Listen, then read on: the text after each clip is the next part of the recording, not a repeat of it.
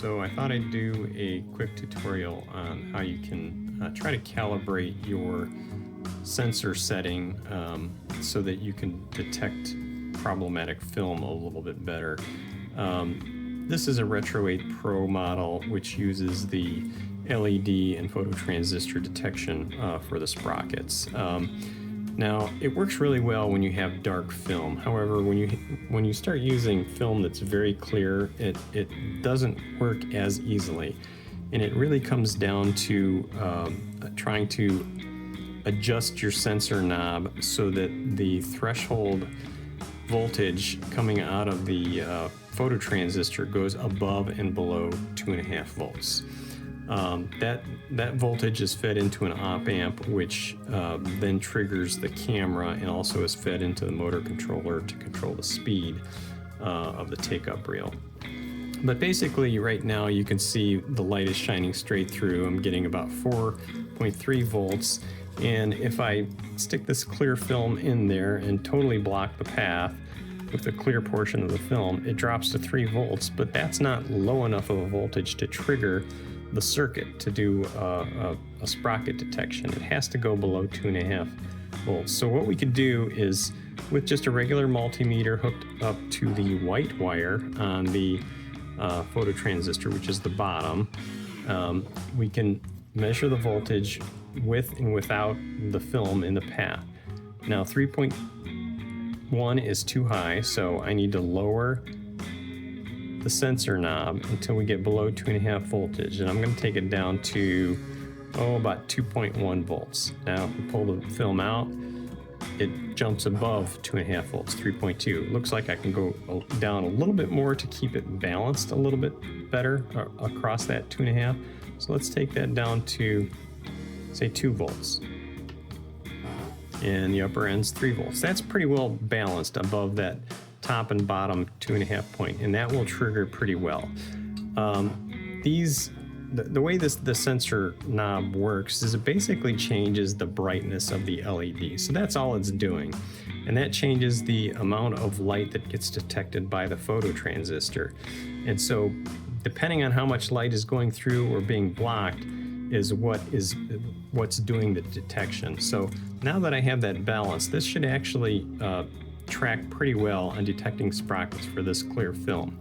Now, these aren't the original LEDs and phototransistors that came with the system.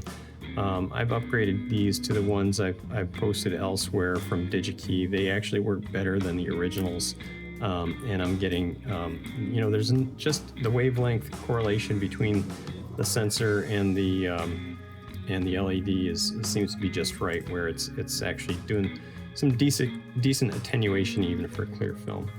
So you can give that a try to get you at a good starting point for clear film. Like I said, for dark film, it's a lot easier. But if you want to try to dial in that voltage, you could do it just with a simple multimeter. Now, when the film is running through the system, the amount of light that passes through won't be as great as when you've got a full wide open, because it is being attenuated by the area obstructed, even when there's a sprocket visible in there. But just moving the film slowly over the guide rollers, you can see the jump above and below the detection threshold of 2.5 volts. If you do it slow enough, you should be able to see a decent enough swing that will do the trigger. There's 2.9 sprocket, and then 2 where it's being blocked. So it should work pretty well, providing that your holes on here are aligned properly with the sprocket holes, and that you don't have any debris in any of the holes in the feeders for the LEDs. There's a really tiny hole that kind of makes it a pin light going down. The other thing is, if you calibrate this for regular 8, which I'm doing right now with the right side, and you switch over to Super 8, you have to calibrate again because it uses a different pair. Even though both of the LEDs operate together on the sensor knob and it changes the brightness up and down, The pairs of them will have different variations in sensitivity based on alignment and based on part variances. So you can only calibrate the regular 8 or the Super 8 individually, and if you change your film into a different type, you have to calibrate the other one. So if I wanted to do the Super 8, I would have to switch over to the white wire on the left sensor and switch this switch to Super 8. Basically what this switch does here is it changes which particular phototransistor is being read. The red line is the voltage that's being read at the input of the op amp. That's the inverting input. And then the yellow line is the trigger signal that's going to the camera and to the motor controller for speed control.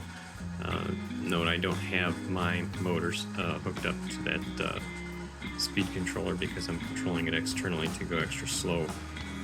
So here's what my Retro8 Pro currently looks like in the name of science. I have it totally disassembled just to kind of check out the signals and be able to scope the actual inputs going into the op amp. So the voltage that I was reading is the voltage that's coming off of the sensor, the phototransistor, and being read right into the op amp. That's that smaller chip there. The larger chip is a multi-vibrator, which takes the output from the op amp and then sends that to the motor controller, which is on the other side of the board, and also sends it to trigger the camera.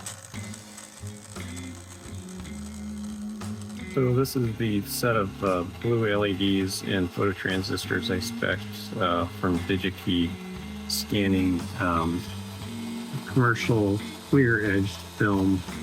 As long as you have a decent uniform light source, you got to play around a little bit with the LED brightness. It should scan pretty good. It's doing a pretty good job with sprocket registration. Note, this is a 2K camera that I have in my Retro8 machine. Originally came with the USB 2.1 1080p camera.